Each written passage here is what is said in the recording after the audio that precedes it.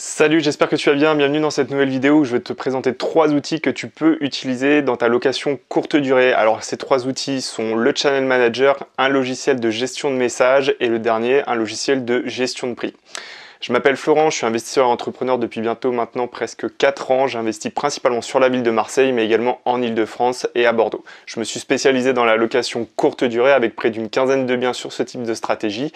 Et je partage aujourd'hui avec toi l'expérience que j'ai acquise durant ces 3 dernières années. Avant de commencer, si tu apprécies cette vidéo, laisse-moi un petit pouce et abonne-toi à la chaîne. Et si tu as des questions tout au long de cette vidéo, je t'invite à me laisser un commentaire juste en dessous. Je me ferai un plaisir d'y répondre. Tu peux également me retrouver sur Instagram, Florent-Richard et sur Facebook, Florent RCD. Donc alors ces 3 logiciels, les 3 logiciels que je vais te présenter, c'est le Channel Manager que j'utilise depuis quasiment mes débuts en location courte durée qui s'appelle Beds24, un logiciel de gestion de messages mais qui propose en réalité beaucoup plus de possibilités et qui est beaucoup plus ergonomique qui s'appelle SmartBnB, et le dernier, un logiciel de gestion de prix qui s'appelle PriceLab. Allez, direction mon écran, je vais te montrer ça tout de suite.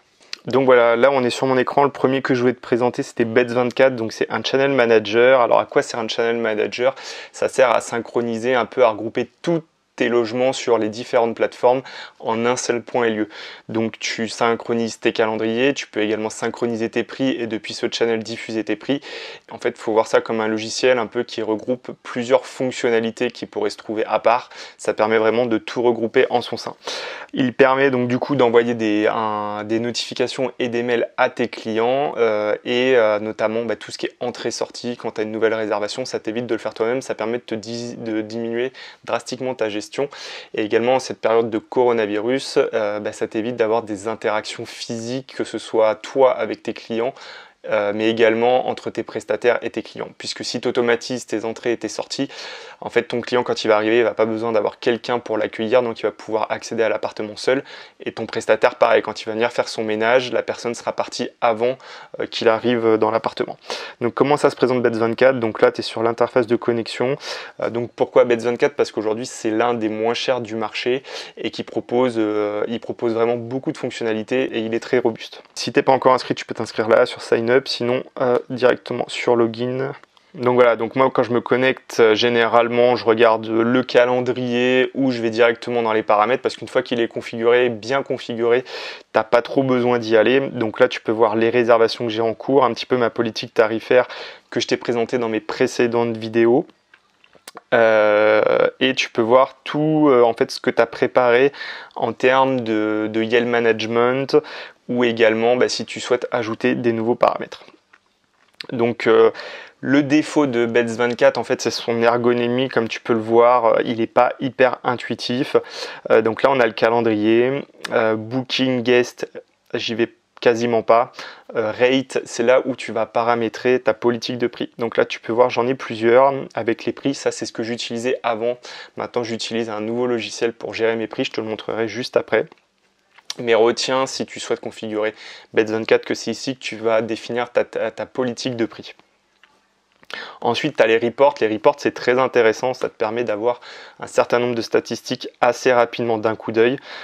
Tu vas avoir, par exemple, le rapport sur tes ménages. Ça va dire combien de ménages, par exemple, tu as eu sur une période donnée, ton taux d'occupation, ton chiffre d'affaires mensuel par appartement. Moi, j'utilise au quotidien, notamment avec ma comptable, pour lui envoyer un petit peu toutes ces données. Donc, en un petit clic, je sors mon chiffre d'affaires et mes réservations et je lui envoie. Et dans Settings, c'est là où tu vas paramétrer l'ensemble de tes appartements. Donc là, tu as l'ensemble des properties. Tu peux rassembler plusieurs appartements dans une même properties. Et donc tu vas configurer l'adresse, tu vas configurer le type de bien. Tu as beaucoup de paramètres, hein, je peux te montrer rapidement. Donc voilà, donc là tu le configures. Là, tu as tout l'aspect localisation.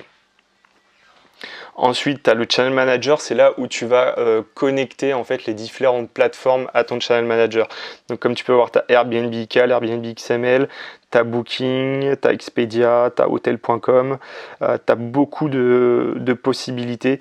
T'as également les iCal export et import. Ça te permet notamment, moi, d'avoir directement sur mon calendrier de Mac, d'avoir directement toutes mes réservations. Donc c'est pour ça que je te dis finalement je me connecte presque jamais à mon channel manager, et là j'ai directement les infos. Par exemple, je clique dessus et voilà, là j'ai les infos dont j'ai besoin. Tu peux également partager ces calendriers avec tes prestataires. Donc comme je te disais tout à l'heure, ça te permet d'éviter les échanges et qu'ils aient les informations au plus tôt sur les tâches qu'ils ont à accomplir dans tes appartements. Ensuite, là, tu as tout ce qui est Yield Optimizer, donc ça te permet de mettre en place. Donc moi, j'ai plus rien parce que j'ai quasiment tout désactivé avec mon nouveau logiciel de gestion de prix.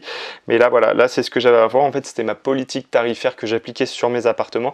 En fait, tu peux mettre en place quand tu les actives, ça se voit au niveau du calendrier. Tu peux mettre en place une politique de prix, par exemple très chère à plus de 90 jours, et petit à petit que la période de réservation se rapproche, tu peux casser tes prix. Et en fait, tu la vois apparaître ensuite dans Price Multiplier. Tu as une petite case avec un pourcentage qui t'indique. Alors dans ton rate, tu définis ton prix de base, par exemple 97 €. Et ensuite, Price Multiplier, là tu vas dire que si un jour avant l'appartement n'est pas loué, tu casses les prix, tu fais 50% de réduction. Et donc ce sera plus 97, ce sera 97 divisé par 2. Donc voilà sur la présentation de cette partie. Et il y a également une dernière chose, ce que je te parlais. Donc ça se passe dans Guest Management. Là, tu as tout ce qui est auto-action. En fait, c'est ce qui va te permettre d'envoyer tout ce qui est message automatique à tes voyageurs et même à tes prestataires.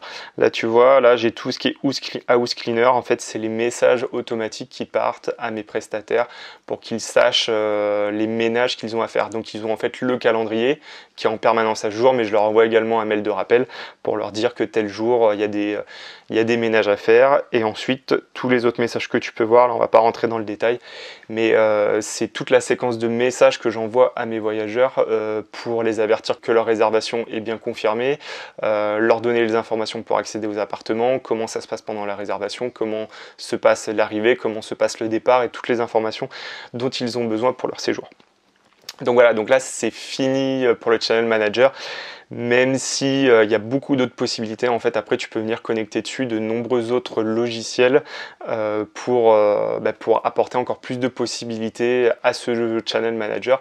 C'est notamment ce que je fais là, le dernier logiciel que je te présenterai, Pricelab, qui est directement connecté au Channel Manager. Donc le deuxième que je voulais te présenter, c'est Smart BNB. Donc Smart BNB, en fait, ça reproduit un petit peu ce que fait Beds24 au niveau des messages, de la séquence de mails que tu vas envoyer à tes voyageurs.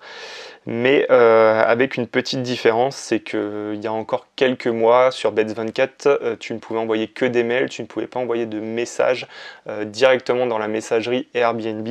Et en fait, c'est là que venait combler un petit peu le Smart BNB, c'était que Smart BNB avait la possibilité d'envoyer ces messages directement dans la messagerie Airbnb.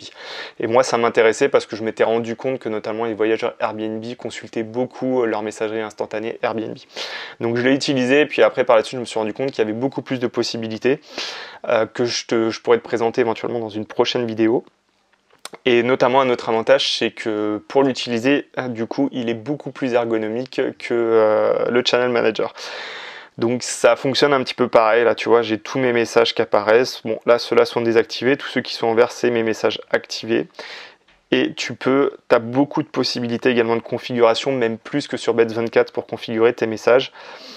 Puisque en fait tu peux définir soit un message par appartement et en fonction du moment où tu veux l'envoyer, mais tu as également, si tu veux, tu peux créer des custom codes et avec les custom codes, moi je m'en sers pour donner beaucoup d'informations voyageurs, que ce soit les transports depuis les aéroports, les adresses des appartements, les surfaces. Qu'est-ce que j'ai encore? J'ai des boucles d'accès, j'ai des informations, j'ai la superficie, j'ai le nombre de pièces. Et en fait, tout ça, avec tous ces custom codes, en fait, je les intègre directement dans mes messages. Et j'ai un unique message en fait pour l'ensemble de mes appartements. Et automatiquement, avec les informations qu'il arrive à récupérer dans les custom codes, ça génère des messages différents, propres à chaque appartement. Donc voilà, et pour terminer, donc le troisième logiciel, c'est PriceLab, donc juste pour revenir sur SmartBNB, comme Bets24, tu as une période d'essai. La période d'essai sur Bets24 est de 15 à 30 jours et sur SmartBNB, tu as une période d'essai de 2 semaines. Ensuite sur PriceLab, donc voilà, donc là ça se présente comme ça. Donc pareil, tu as une période d'essai si tu souhaites juste le tester. Tu te connectes. Alors ce qui est bien avec PriceLab, c'est qu'en revenant rapidement sur Bets24, dans App et intégration, tu peux l'intégrer facilement à ta stratégie Bets24. Donc normalement, il faut que tu désactives ta partie Yield Optimizer. C'est pour ça que je t'ai dit que moi, je ne l'utilisais plus. Et tu actives PriceLab. Et donc tu te connectes. Donc là, c'est une gestion vraiment dynamique des prix. Et en fait, donc quand on va aller par exemple sur un appartement, on va aller sur le premier. C'est vraiment une gestion dynamique. Donc là, vu qu'on est en période coronavirus, c'est un petit peu particulier avec une stratégie très agressive. D'ailleurs, si tu les as pas vues, je t'invite à aller voir mes vidéos sur les stratégies à appliquer en cette période de crise pour vraiment t'adapter au marché et que tu puisses continuer à recevoir des réservations si tu as déjà des appartements en location courte durée. Et après, tu peux voir que les prix évoluent tout doucement et reviennent même à la normale quand on arrive sur les périodes un petit peu estivales comme là. Là, on est en juin, pardon. Là, on arrive en juillet avec des tarifs haute saison.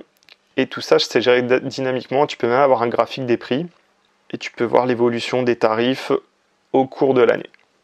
Et tu peux quand même, si tu veux, customiser tout ça en remplissant les champs qui est ici. Bon, sur cet appartement, je ne l'ai pas fait.